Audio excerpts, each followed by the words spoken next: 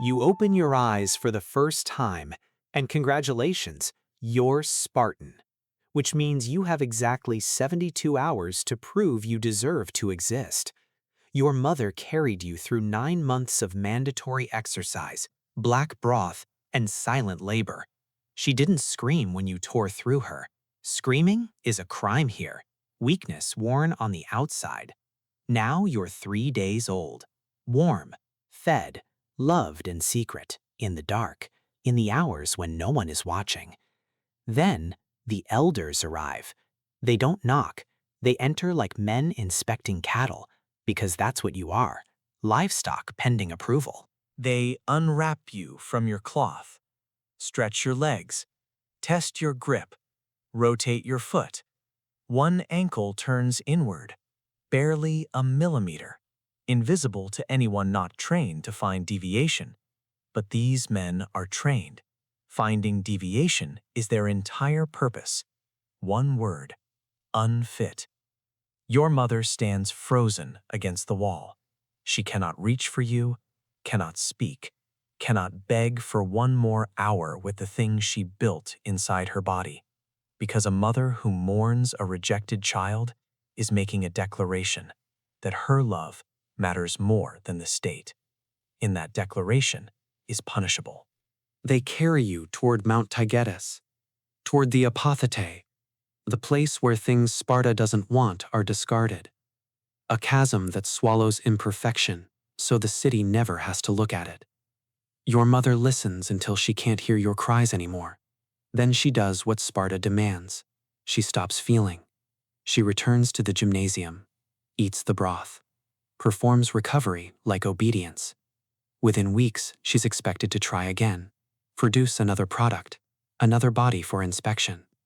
If that one fails too, the silence around her thickens into something deliberate.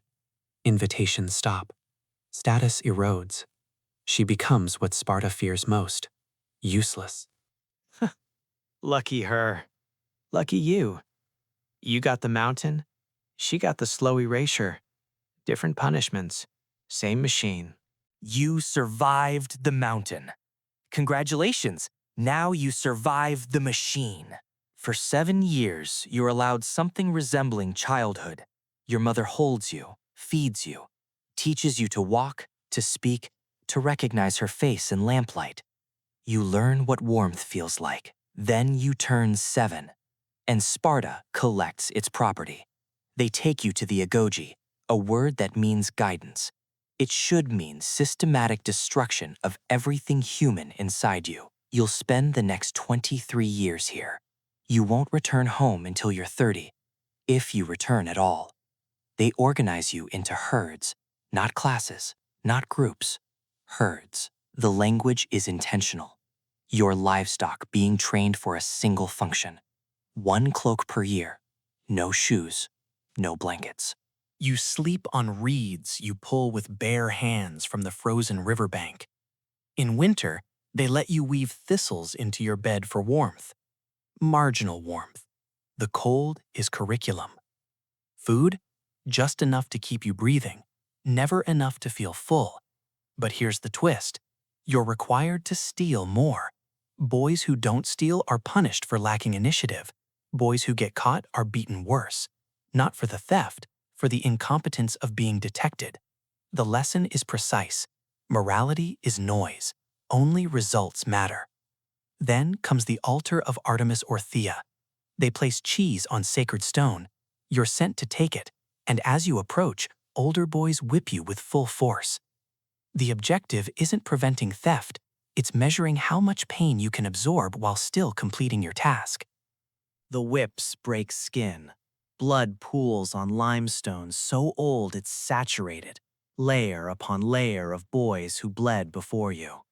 Your parents watch. They cheer the whippers. A boy who cries out shames his family. A boy who collapses too quickly marks himself as inferior. A boy who dies under the lash without making a sound? Celebrated, honored, the highest expression of Spartan values. Plutarch mentions boys dying during this ritual without surprise, like noting that some runners collapse during races. This is what Sparta does to children it chose to keep. You think Spartan women were free? Liberated? The fierce queens who told sons to come back with their shields or on them? Adorable. Let me fix that. You're not a wife. You're a production line with a heartbeat. Your wedding night begins with your head being shaved, completely. They strip your identity and dress you in men's clothing, a cloak, sandals, nothing feminine. Then they leave you in a dark room. No lamps, no family, no ceremony. Your husband arrives after midnight, does what he came to do, and vanishes before dawn.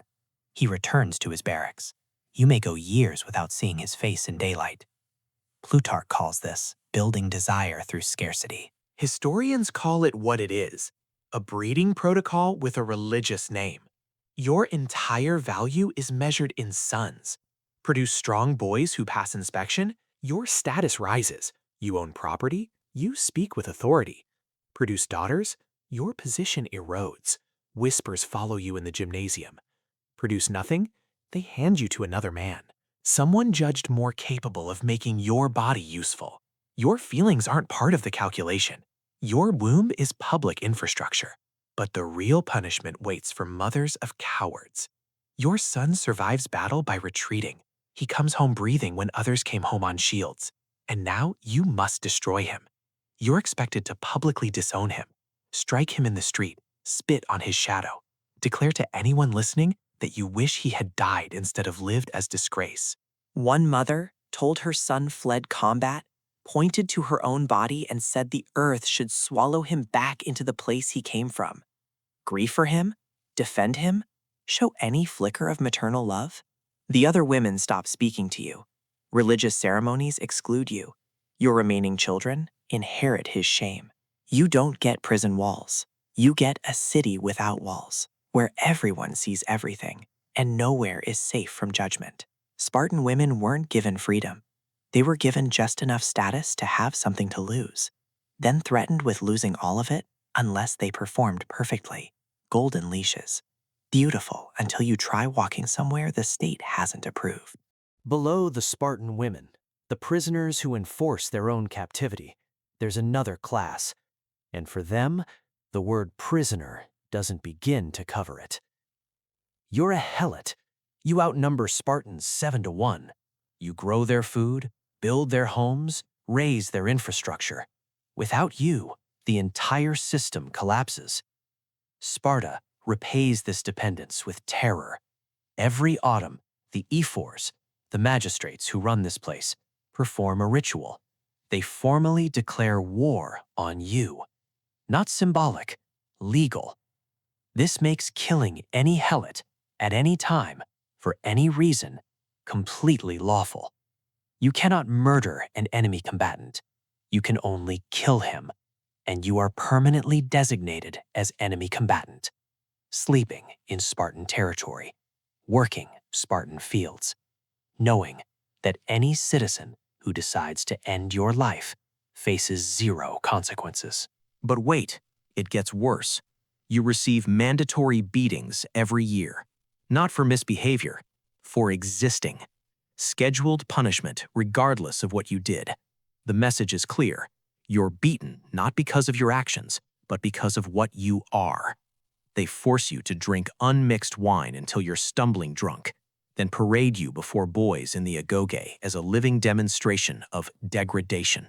Your humiliation is curriculum. You're not a person. You're a teaching material. Then comes the Crypteia. Young Spartans, 18, maybe 20, are selected and given one piece of equipment, a knife. Instructions: hide during the day, move at night, hunt Helots, kill them. Not Helots who committed crimes, not Helots planning revolt, just Helots. Preferably the strong ones, the tall ones, the ones who walk with too much confidence. Courage is dangerous in a slave. So they eliminate it.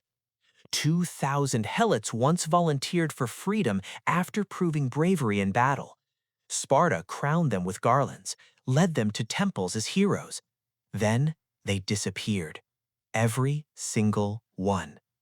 The promise of freedom was a trap. The bravest slaves revealed themselves and were erased.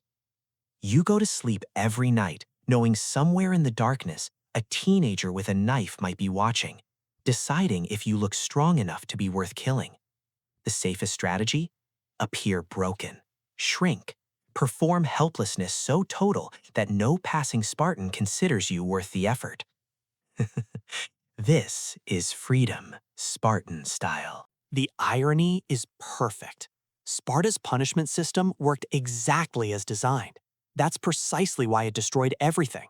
Every institution built to produce invincible soldiers also eliminated soldiers. The math was catastrophic and baked into the foundation. Rejected infants, future warriors discarded before they could serve. Boys dead during training, fathers who never bred. Warriors choosing death over retreat, survivors eliminated by their own code. And cowards, socially annihilated. Half their beard shaved, banned from public spaces, women required to strike them in the street. Their children inheriting shame like genetic disease. Aristodemus survived Thermopylae because his king ordered him to withdraw. His reward? Total erasure. Every door closed, every face turned away. He lived surrounded by thousands who pretended he didn't exist. At Plataea, he charged the Persian lines alone, fought with suicidal fury, died exactly as he intended. Sparta refused to honor him. His courage wasn't courage, it was desperation. A man fighting to escape shame rather than defend his city. Once branded a coward, nothing redeems you, not even dying. This logic bled Sparta dry. In 480 BCE, they fielded 8,000 soldiers. By 371 BCE, the Battle of Leuctra, they had 1,000. 90% gone. Not killed by enemies, consumed by the machine. The Thebans liberated the Helots. Messenia became independent. The enslaved population that Sparta terrorized for 3 centuries walked free. And Sparta? It shrank, year by year, generation by generation. The institutions remained. The agoge continued. Boys still bled at Artemis or Thea's altar. But the substance drained away. The Romans understood. They built an amphitheater around the whipping altar and sold tickets. Sparta became a theme park. The city that punished weakness more severely than any civilization in history became entertainment for tourists. The ruins today are unimpressive. Scattered stones, broken columns, no great monuments. Because Sparta didn't build things meant to last. It built people meant to fight and die. When those people were gone, nothing remained. The machine designed to produce perfection consumed its raw materials faster than they could be replaced, then kept grinding on empty until there was nothing left to grind.